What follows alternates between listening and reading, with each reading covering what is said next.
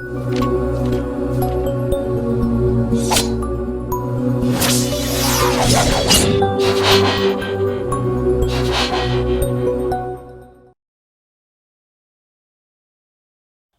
அறிவோம் என்ற மாதா தொலைக்காட்சியினுடைய முன்முயற்சியான விவிலிய மாதத்துக்கான நம்முடைய இந்த சிறப்பு திட்டத்தில் விடுதலை பயண நூலில் தரப்பட்டிருக்கக்கூடிய பெயர்கள், கடவுளின் பெயர்கள், விவிலிய மாந்தர்களுடைய பெயர்கள், விவிலிய மனிதர்களுடைய பெயர்கள் நமக்கு சொல்லுகிற செய்தி என்ன என்பதை சிந்தித்துக் கொண்டிருக்கிற நமக்கு இறுதியாக நம்முடைய சிந்தனைக்கு கொடுக்கப்படுகிற 2 பெயர்களை இன்று நான் உங்களுக்கு முன்வைக்க விரும்புகின்றேன். விடுதலை பயண நூல் 31ஆம் அதிகாரம். முதல் பெயராக நமக்கு காட்டப்படுகின்ற மனிதருடைய பெயர் பெட்சலேல் என்று சொல்லப்படுகிறது. பெட்சலேல் என்றால் கடவுளின் பாதுகாப்பில் வாழ்பவர் என்று பொருள். 31ஆம் அதிகாரம் 2ஆம் வசனம் இந்த பெட்சலேலை நமக்கு அறிமுகப்படுத்துகிறது. யூதா குலத்தை சார்ந்த கூரின் மகனான ஊரியின் மகன் பெட்சலேல் என்பவனை நான் பெயர் சொல்லி அழைத்துள்ளேன் என்று ஆண்டவர் சொல்லுகின்றார்.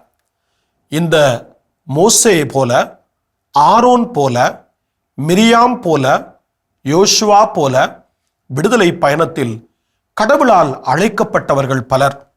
பல நேரங்களில் மோசேயோடு அவருடைய தலைமை பணி, அவருடைய தலைமை பொறுப்பு என்பதோடு நம்முடைய விவிலிய சிந்தனைகளை, விவிலிய புரிதல்களை நாம் குறுக்கிக் கொள்கிறோம்.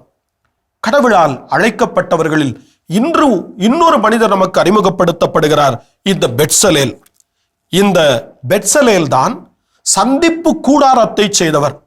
கடவுள் அவரை இன்னொரு விதத்திலே தன்னுடைய விடுதலை பயணத்திலே தன் மக்களோடு தான் எப்பொழுதும் இருப்பதை வெளிப்படுத்துவதற்கு அந்த சந்திப்பு கூடாரத்தை கடவுள் பயன்படுத்தினார்.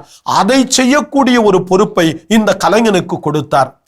இன்றும் கடவுளுடைய பணிக்கு பெட்சலேல் போன்ற அந்த கலைஞர்கள், அந்த திறமை உள்ளவர்கள் இப்படிப்பட்ட இந்த பணியில் நமக்கு தேவைப்படுகிறார்கள், திரு அவைக்கு தேவைப்படுகிறார்கள்.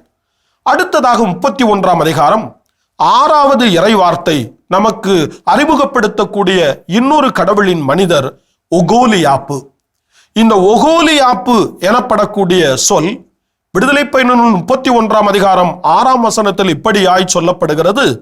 தான் குலத்தை சார்ந்த அகிசமாக்கின் மகன் ஒகோலியாப்பு என்பவனையும் நான் அவனோடு நியமித்துள்ளேன். கடவுள் எப்படி உடன் உழைப்பாளர்களை, தோழர்களை அவருடைய அந்த பணியில் இணைக்கிறார் பாருங்கள். ஏற்கனவே நமக்கு சொல்லப்பட்டிருக்கிற இந்த சந்திப்பு கூடாரத்தை செய்யக்கூடிய பணிக்கு ஒரு மனிதன் மட்டுமல்ல, எத்தனையோ பேர் கடவுளால் பயன்படுத்தப்பட்டிருக்கிறார்கள். ஒரு கூட்டு பணிக்கு இவர்கள் எல்லாம் அடையாளம், தோழமை பணிக்கு இந்த மனிதர்கள் எல்லாம் அடையாளம். இன்றும் நம்முடைய விடுதலை பணி என்பது, இயேசுவினுடைய இறையாட்சி பணி என்பது, இறைவார்த்தை பணி என்பது, நாம் செய்யக்கூடிய இந்த மதிப்பீட்டு பணி என்பது தனியாக செய்யப்படக்கூடிய பணி அல்ல. இன்று திரு அவையிலே நாம் அதிகமாக கூட்டு இயக்கம் என்ற வார்த்தையை பயன்படுத்துகிறோம். ஒருங்கிணைந்த ஒரு திரு அவை என்பதை பயன்படுத்துகிறோம். இணைந்த செயல்பாடு என்ற இறையியலை முன்வைக்கின்றோம். விடுதலை பயணத்திலும் இந்த பெயர்களுக்காக இந்த விளக்கங்களை நாம் அறிந்து கொள்ளவில்லை. இப்படியெல்லாம் பணியாற்றி இருக்கக்கூடிய அந்த மாமனிதர்களை, விவிலிய மனிதர்களை நாமும் பின்பற்றுகிறோம் என்றால், நாமும் அவர்களிடமிருந்து கற்றுக்கொள்ளுகிறோம் என்றால், இன்று இந்த 2 மனிதர்களும் நமக்கு சொல்லக்கூடிய அந்த பணியினுடைய பெயர்தான் கூட்டு பணி, இணைந்த பணி, தோழமை பணி. பெட்சலேல்களாக, ஒகோலியாப்புகளாக இன்று நம்மையும் திரு அவையின் பணியில் இணைத்துக் கொள்வோம். இறைவார்த்தையை வாசிப்பது மட்டுமல்ல, இறைவார்த்தையை தெரிந்து கொள்வது மட்டுமல்ல, இறைவார்த்தையை வாழ்வாக மாற்றுவோம். புதிய இறையாட்சி படைப்போம்.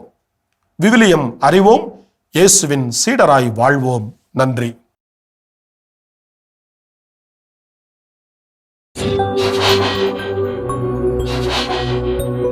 விவிலியம் அறிவோம், இயேசுவின் சீடராய் வாழ்வோம்.